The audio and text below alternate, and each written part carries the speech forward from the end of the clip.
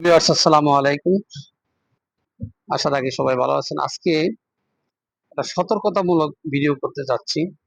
দেখতে পাচ্ছেন আমি জিম করতে আসছি। জিমে এখানে বসে হঠাৎ করে মনে পড়লো, কালকে রাত্রে আমার কথাটা মনে পড়ছে, ভিডিওটা করতে চাইছি কিন্তু সময় হয়নি। যাই হোক, বিষয়টা হলো সৌদিতে যারা আসবেন তাদের বিষয়ে সতর্কতামূলক একটা বার্তা। সৌদিতে যে পরিমাণ লোক ইন করছে এই পর্যন্ত, এর চেয়ে কাজের চেয়ে লোকের সংখ্যা বেশি। তার মানে কাজের শর্টেজ আছে। তবে কাজ কিছু লোকের কাছে আছে। ওই ধরনের লোকের কাছেই আপনারা যোগাযোগ করতে পারবেন যারা ম্যান পাওয়ার নিয়ে কাজ করে। যেমন সাপ্লাই কোম্পানি, এখানে তো কনস্ট্রাকশন কাজ অনেক বেশি। তারপরে যারা বিভিন্ন প্রতিষ্ঠানে ম্যান পাওয়ার সাপ্লাই দেয়, যেমন ধরেন সুপার মার্কেটে ম্যান পাওয়ার সাপ্লাই দেয়, যে কোনো মার্কেটে ম্যান পাওয়ার সাপ্লাই দেয়, সরকারি অফিসে কিছু নিচের ক্লাসের যেমন এমএলএস এর বা পিউন, টি বয়, এগুলা সাপ্লাই দেয়। এরকম সাপ্লায়ার আছে, এই সাপ্লায়ারদের কাছে জব থাকে। কিন্তু বাংলাদেশে মানুষ ভিসা কিনে হলো এজেন্সির কাছ থেকে। এজেন্সি কোথা থেকে ভিসাটা পায়? এজেন্সি কারে ম্যানেজ করে? এজেন্সি তো বাংলাদেশে, এজেন্সি তো সৌদি আরবের কোনো কফিলের কাছ থেকে আসা ভিসা নেয় না। ভিসাগুলা তোলে হইলো বাংলাদেশি কিছু দালাল আছে এই দেশে, এরা 100টা 50টা করে ভিসা তোলে, ভিসা ওকালা করে ওই বাংলাদেশে এজেন্সির কাছে বিক্রি করে। এজেন্সিরা বিভিন্ন ধরনের গোষ্ঠী গোষ্ঠী করে মানুষকে ওদের দালালের মাধ্যমে, বাংলাদেশের লোকাল দালালের মধ্যে ওই এজেন্সি থেকে ভিসাটা বিক্রি করে হলো এই আম জনতার কাছে, সাধারণ পাবলিকের কাছে।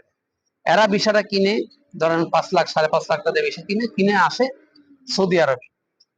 আইসা বিমানবন্দর থেকে যে ওই যাত্রীকে কেউ নিবে, ওরা একটা নাম্বার দিয়ে দেয়, এখানকার এজেন্সি বলে। এখানকার ওদের এজেন্সি বলে কিছু নাই, এরকম হয় না। এটা একটা গ্রেট প্রতারণা এজেন্সির। এখানে যে দালালের কাছে ভিসাটা কিনছে এজেন্সি, ওই দালালের একটা নাম্বার দিবে, কিন্তু এয়ারপোর্টে নামার সাথে সাথে এসে বন্ধ পাবে, এই নাম্বারটা বন্ধ পাবে। এরকম ঘটনা অহরই হচ্ছে এয়ারপোর্ট থেকে। এই ছেলেটা, একটা ছেলে এই দেশে এসে নতুন, কোন বাসাতে উঠবে, কোথায় উঠবে, কোথায় থাকবে, কোনো কিছু হদিস থাকে না। পরিশেষে রাস্তায় বসে ঘুমাইতে হয়। এই ঘটনাগুলা অহরই হচ্ছে। এই জন্য আমি দেখলাম দাম্মামে এই ঘটনা ঘটছে, জুবাইলে হচ্ছে। জুবাইলে হাজার হাজার লোক বেকার। এই লোকগুলো এই এজেন্সির মাধ্যমে এইভাবে আসছে। তবে কি লোক আসবে না? অবশ্যই আসবে। তো আসতে হলে আমি বারবার যেটা বলবো, একদম নিয়ার, মানে নিয়ার রিলেটিভ যারা আছেন সৌদিতে থাকে এবং তারা কাজ দিতে পারবে এরকম, এবং আকামা দিতে পারবে। অনেকেই আকামা দিতে পারছে না, ওই দালালরা আকামা দিচ্ছে না। এরকম দালাল ধরে না আসে, আত্মীয় স্বজনের মাধ্যমে যদি আসেন, যদি কাজ দিতে পারে এরকম, তাহলে আপনারা সৌদিতে আসতে পারেন। আমি আগে বলছি, ম্যান পাওয়ার সাপ্লাই, যারা শুধু ম্যান পাওয়ার সাপ্লাই দেয়, হ্যাঁ, বিভিন্ন ম্যান পাওয়ার সাপ্লাইয়ের সাথে জড়িত, man power supply supervisor, man power supply manager, হ্যাঁ, কনস্ট্রাকশন ম্যানেজার যারা আছেন, এই তারাই শুধু কাজ দিতে পারে। তাদের কাছে কিছু কাজ থাকে। এছাড়া কোনো দালাল ধরে, দালালের কাছ থেকে ভিসা কিনে বা এজেন্সির ভিসা কিনে কেউ প্রতারিত হয় সৌদি আরব আসেন না, কাজ দিতে পারেন না, বেকার থাকবে। বাড়ি থেকে খাবার টাকা এনে এনে, ঘর ভাড়ার টাকা এনে এনে দিতে হবে। একটা কন্ট্রাক্ট করতে বাংলাদেশে 32,000 টাকা লাগে 6 মাসে কন্ট্রাক্ট করার জন্য। একটা লোক এভাবে টাকা এনে করতে হবে। যাদের সাথে করবেন একদম ক্লোজ বন্ধু বান্ধব বা ক্লোজ আত্মীয়, যারা ধরতে পারবেন, আকামা না দিলে, কাজ না দিলে ধরতে পারবেন, তাকে গলা চেপে ধরতে পারবেন, এই ধরনের লোকের মাধ্যমে লোক পাঠাবেন। এনশিওর করে নেবেন যে কাজ দিবে। কাজ না দেওয়া পর্যন্ত, আকামা না দেওয়া পর্যন্ত সে ওই লোকের সব লাইবিলিটি নিতে হবে। এরকম লোকদের যদি পারেন পাঠায়েন, এছাড়া পারেন না। এছাড়া আপনার যারা সৌদিতে আসবেন, সৌদিতে কাজ আছে, কাজের ডিমান্ডও আছে, কিন্তু কাজ জানা থাকা লাগবে।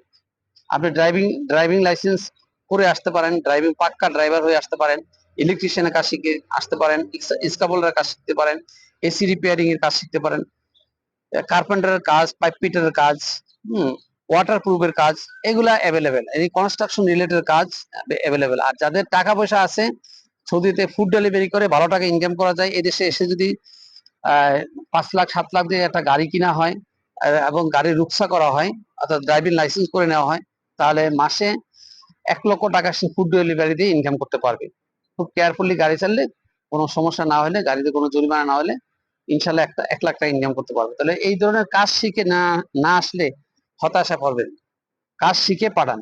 যে যারাই ইয়া হোক, যারাই নিয়ত করছেন এখানে আসবেন, মিডিল ইস্টে আসবেন বা ইউরোপে যাবেন, যেখানে যাবেন, কাজ শিখে আসেন, ন্যূনতম কাজ শিখে আসেন, ভাষা শিখে আসেন, হিন্দি ভাষা শিখে আসেন, আরবিক ভাষা শিখে আসেন, উর্দু ভাষা শিখে আসেন। হিন্দি ভাষাটা অ্যাভেলেবেল, কারণ এখানে যত মুদির আছে, মুদিরা ফোরম্যানরা সবাই হিন্দি ইন্ডিয়ান। তো এদের সাথে বাদ করতে হয়, কথাবার্তা বলতে হয়, কমিউনিকেশন করতে হয় হিন্দিতে। হিন্দি ভাষা শিখে আসেন, তাহলে কাজের সন্ধান পাওয়া যাবে। আর নিজস্ব লোক ধরে আসবেন, বারবার বলতেছি, নিজস্ব লোক। প্রতারণা, এয়ারপোর্টে লোক নেওয়ার কেউ থাকে না, এই লোকটা কোথায় ওঠে? রাস্তায় ঘুমায়। তারপরে এরকম বহুত অহরহ হচ্ছে। বাড়ি থেকে পরিশেষ টাকা এনে রুম ভাড়া নেয়, রুম ভাড়া করিয়ে না দিলে কে পাবে? একটা রুম পাওয়ার তো মুশকিল এখানে। যাই হোক, এই প্রতারণা থেকে বাঁচার জন্য এই ভিডিওটা করছি। কেউ প্রতারণার ফাঁদে পা দিবেন না, আপনারা নিজস্ব লোকের মাধ্যমে পাঠায়েন, নিজস্ব আত্মীয় স্বজনের মাধ্যমে পাঠায়েন, তাহলে যে লোকটা আসবে কাজও পাবে, হ্যাঁ, সে ঠিকঠাক মতো থাকতে পারবে। এছাড়া আশায় নিরাশা হবে, টাকা নষ্ট হবে, আবার বাড়িতে ফিরে চলে যেতে হবে। তা আজ এই ছিল সতর্কতামূলক ভিডিওটা। আবার দেখা হবে অন্য কোনো ভিডিওতে। সেই পর্যন্ত ভালো থাকবেন। আল্লাহ হাফেজ।